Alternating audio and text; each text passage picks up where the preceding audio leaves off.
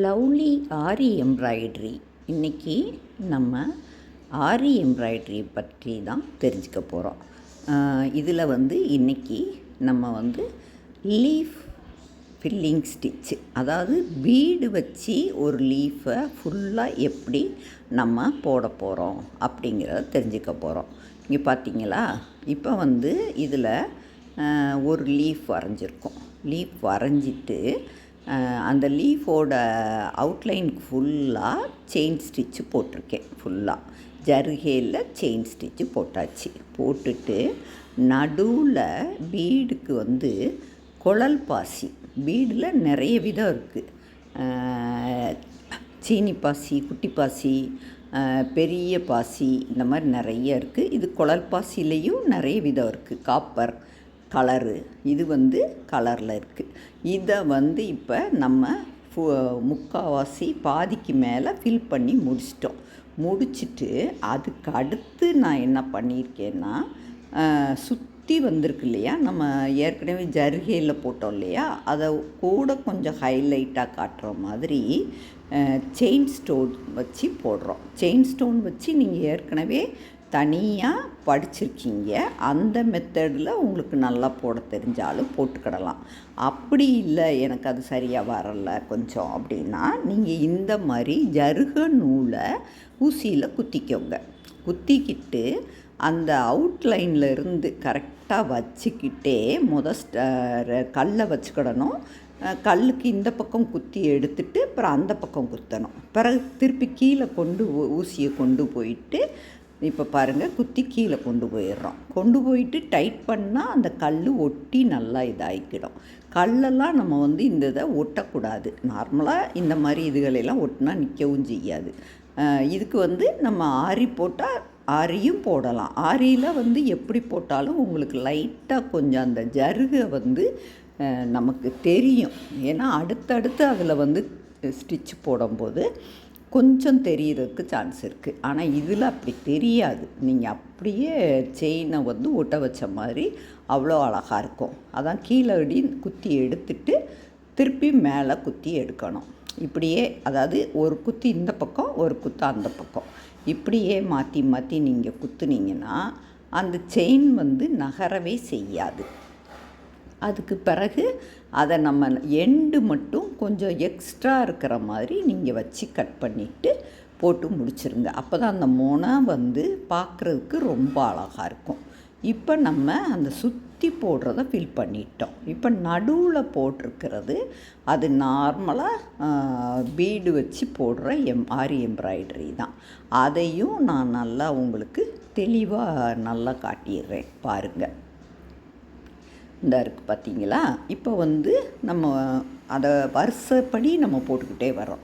அதாவது கீழேருந்து மேலே, அப்புறம் மேலேருந்து கீழே, அந்த மாதிரி போட போட உங்களுக்கு அது ஃபில் பண்ண பார்க்க அவ்வளோ ஹைலைட்டாக அவ்வளோ அழகாக தெரியும். ஃபுல்லாக முடிக்கும்போது அவ்வளோ அழகாக நமக்கு இருக்கும்.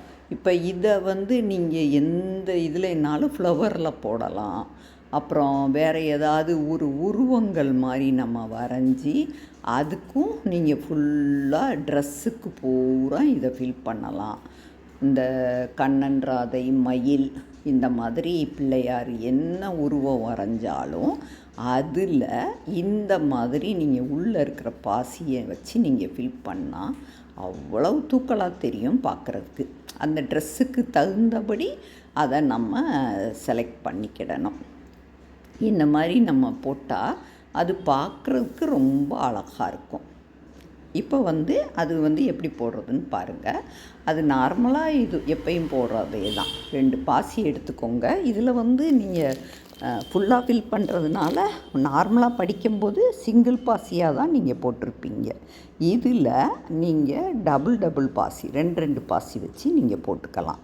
இது குட்டியாக இருக்கிறதுனால 2, 3 இந்த மாதிரி போட்டாலும் உங்களுக்கு தூக்கிக்கிட்டு தெரியாது. ஆனால் நீங்கள் குத்துறது 2 பாசி இப்படி எடுத்தீங்கன்னா குத்துறது கரெக்டாக லைன் பார்த்து குத்தணும். அந்த இடத்த இது பண்ணி தாண்டி போட்டுட்டிங்கன்னா ஒன்றும் இல்லை. ஆனால் அது செயின் ஊடால தெரியும். கொஞ்சம் பக்கத்தில் கொத்திட்டிங்கன்னா தூக்கிக்கிட்டு இருக்கும் பாசி. அதனால் நம்ம எப்படி குத்துறோங்கிறத பொறுத்தும் இருக்குது. இல்லை உங்களுக்கு அது மாதிரி இல்லை, நான் எப்பயும் போல் ஒரு பாசியே போடுறேன் அப்படின்னா நீங்கள் ஒரு பாசி போடலாம். நீடில் வந்து பாசி போடும்போது இன்னொரு பொடி நீடில் இருக்குது, அதாவது மரக்கைப்பிடி போட்டு ஒரு நீடில் இருக்குது. அதில் வந்து நீங்கள் பீடு வந்து நிறைய பீடு எடுத்துக்கிடலாம். அதனால் அதை வச்சியும் நீங்கள் போடலாம். எவ்வளவு எடுத்துக்கிட்டாலும் நீங்கள் ஒன்றா இறக்கும்போது நல்ல ப்ராக்டிஸ் ஆனால் தான் ஒன்றா இறக்க முடியும். சில நேரம் 2 வந்துடும். அந்த மாதிரியும் இருக்குது. இந்த மாதிரி நீங்கள் பார்த்து ஃபுல்லாக இதை வந்து கொஞ்சம் கொஞ்சமாக, அதாவது கீழேருந்து மேலே, அடுத்து மேலேருந்து கீழே, திருப்பி கீழேருந்து மேலே, அடுத்து மேலேருந்து கீழே, இப்படியே நீங்கள் போட்டுக்கிட்டே வந்தீங்கன்னா அந்த ஷேப்புக்கு தகுந்தபடி அது ஃபில் ஆகிக்கிட்டே வரும். கடைசியில் ஒரு 2 பாசி மட்டும் போட்டு நம்ம முடிக்கிற மாதிரி இருக்கும். இது வந்து கலர்ஸை பொறுத்து நமக்கு இது வந்து சைனிங் பாசி, அதனால் இது பார்க்குறதுக்கு நல்லா மின்னுது ஒரு மாதிரி. இப்போ இந்த பாசியை வந்து இப்போ ஒரு ட்ரெஸ் இருக்குதுன்னு வச்சுக்கோங்களேன், ஒரு விமன் இருக்கிற மாதிரி இருக்கும், அவங்களோட ட்ரெஸ்ஸு, துப்பட்டா, இந்த மாதிரி சேரீ, இதில் வந்து நம்ம இதை ஃபில் பண்ணால் இந்த மாதிரி பாருங்கள், இவ்வளோ க்யூட்டாக அவ்வளோ அழகாக இருக்கும். நீங்கள் அந்த சுற்றி போடுற ஹைலைட்டும் இருக்குது, எல்லாமே போட்டு முடிக்கும்போது பார்க்க ரொம்ப அழகாக இருக்கும். இன்றைக்கி நம்ம இந்த பீடு வச்சு ஃபில் பண்ணி லீஃப் ஃபில்லிங் ஸ்டிச்சு, இது ஃபுல்லாக லீஃப் ஃபில்லிங் பீடு வச்சு போடும்போது பார்க்க ரொம்ப அழகாக இருக்கும். நம்ம இன்றைக்கி இதை ஃபுல்லாக நல்லா கற்றுக்கிட்டோம். அடுத்து போட்டு பார்க்குறீங்களா?